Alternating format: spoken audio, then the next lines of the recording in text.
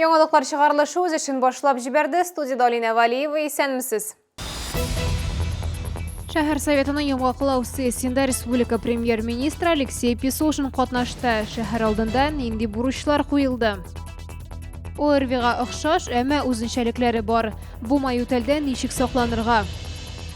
Курчак театры өчен барлык шартлар да тудырылачак. Республиканы мәдәният министры хөкүмәт йортында узган киңәшмәдә шулай белдерде. Шаллага эш визиты белән Татарстан Республикасы премьер-министры Алексей Песошин килде. Балалар һәм яшьләр иҗаты сараенда шәһәр советы депутатларының йомгаклау сессиясе узды. Утырыш башланганчы Алексей Песошин Чаллы мэры Наил Мәхдиев белән бергә шәһәр предприятиеләре һәм компанияләре продукциясе белән танышты. Ел сайын шәһәр советының йомгаклау сессиясе башланыр алдыннан сәнәгать казанышлары күргәзмәсе уза. Урамда Чаллы предприятиеләренең иң заманча автомобильләре тәкъдим ителде. Алар арасында мобиль флюорография өчен автобус бар, Ярчаллы туберкулезга каршы диспансеры, аны милли сәламәтлек саклау проекты кысаларында алган. У него хорошая пропускная способность, хорошее разрешение и лучевой нагрузки практически там особо нет. Пропускная способность порядка от 60 человек в час. Есть автономное питание, мы можем выезжать в ближайшие районы, если там нет электричества, то мы можем работать автономно и проводить обследование. Татарстан премьер-министры Алексей Песошин Бөек Ватан сугышы ветераннарына җиңүнең 75 еллыгы уңаеннан юбилей медальләрен тапшырды. КАМАЗ заводының 50 еллыгы һәм World Skills конкурсының бөтен дөнья этабы бу ике вакыйга 2019 елда шәһәрдә һәм республикада үзенчәлекле булды. 2019 елда Ярчаллыга төп икътисади күрсәткечне КАМАЗ заводы тәэмин итте. Шәһәрнең сәнәгать производствосында аның өлеше 40%-тан артык. Конвейердан узган ел 35 меңнән артык йөк машинасы чыгарылган. Предприятие Россия һәм йөк автомобильләре базарында лидер булып кала бирә. Йомгаклау сессиясында КАМАЗга зур автобусларны кайтару темасында кузгаттылар. Ну, я думаю, это мое мнение, виноваты обе стороны. Как КАМАЗ, так и администрация города. Когда обсуждался бюджет республики, в парламенте слушания я здесь и на сессии выступил о том, что поддержать администрацию города.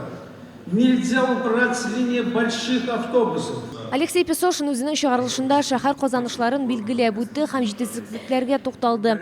Депутат Миргалимов чыгышыннан шаярхләп, ул шәһәрнең зур автобуслары белән тәэмин ителеше муниципаль мәсьәлә түгел дип ассызыклады. Чаллыда транспорт коллапсы юк, мәсьәлә хәл ителгән диде ул. Чаллы буенча уңай социаль-икътисади күрсәткечләрне ассызыклады. По большинству показателей мы отмечаем положительную динамику. Город среди муниципалитетов занимает второе место по жилищному строительству. В прошлом году введено 310 тысяч квадратных метров жилья. Третье место по объему валового территориального продукта. Четвертое место по объему отгруженных товаров собственного производства.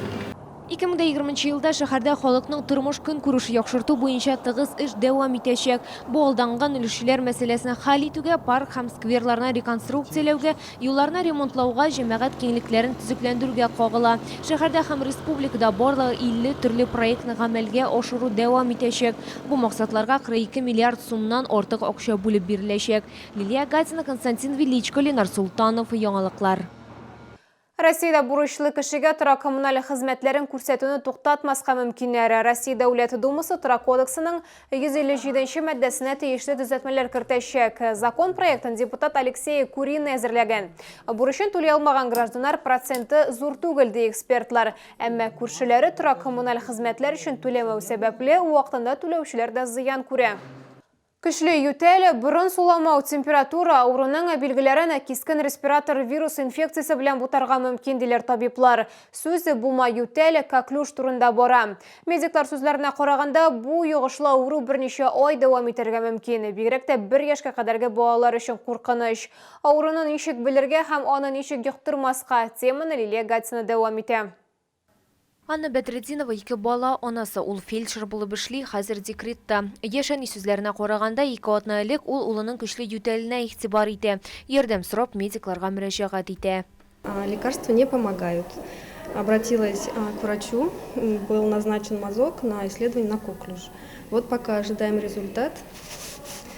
Так, хотя мы привиты, но у нас всего 2 прививки, 3-ю мы не успели, к сожалению. Бума ютел балалар үшін ең қорқыныш һәм кең таралған ауруларның бірсі табиблар сүзләренә қарағанда ауру сулыш, йөрәк қан тамырлары һәм нерв системаларына зыян сала. Инкубация чоры 14 көнгә кадәр җитә. Кайчак авыруны ОРВИ белән бутарга мөмкин, әмма авыруның кайбер үзенчәлекләре дә бар. Ютел вакытында көчле тавыш ишетелә яки буылулар булырга мөмкин ди табиблар. К осложнениям коклюш также могут относиться формирование пневмоний, ателектазов, разрыв уздечки языка на высоте приступа, разрыв барабанной перепонки, выпадение прямой кишки. Есть резидуальное последствие после перенесенного коклюш, когда формируются психоневрологические нарушения, задержка речи. Ребенок, кстати, начинает терять, особенно маленький ребенок, теряет те навыки, которые он приобретал. Иммунитет ауру белән чирләгәннән соңына формулаша ди табиблар. Балаларга прививкалар 3 айдан башлап 45 көнлек интервал белән 3 тапкыр ясала. Ревакцинация 18 айда була. 2019 елда Татарстан Республикасында бума ютәл белән авыруның 200дән артык очрагы теркәлгән. Табиблар барлык гражданнарга да һәр 10 ел сайын вакцинация үтәргә киңәш итә.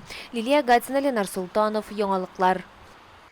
Яршалы ата-аналар тарафынан бердәме БДИ тапшыру көне акциясына кушылачак. Бу юлы акция хәтер һәм дан елына багышлана. Чыгарылыш сыйныф укучыларының ата-аналары балалары белән урыннарын алышачак һәм БДИның бөтен процедурасын уза алачак. Шалда акция 26 февраль көне 34 мәктәптә узачак. БДИда катнашучыларның эш урыннарын, имтихан үткәрү пунктында контроль үлчәү материалларын бастыру һәм сканерлау процедураларын күрергә мөмкин булачак.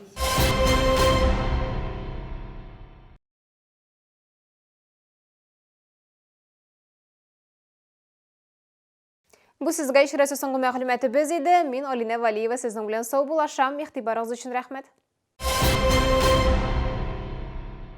Салон профессиональной одежды «Профстайл». Это модная и комфортная одежда для работников медицины и сервиса. Салон «Профстайл». Ваш гид в профессиональной моде. Торгово-выставочный комплекс «Тулпар». 3-й этаж, павильон номер 2.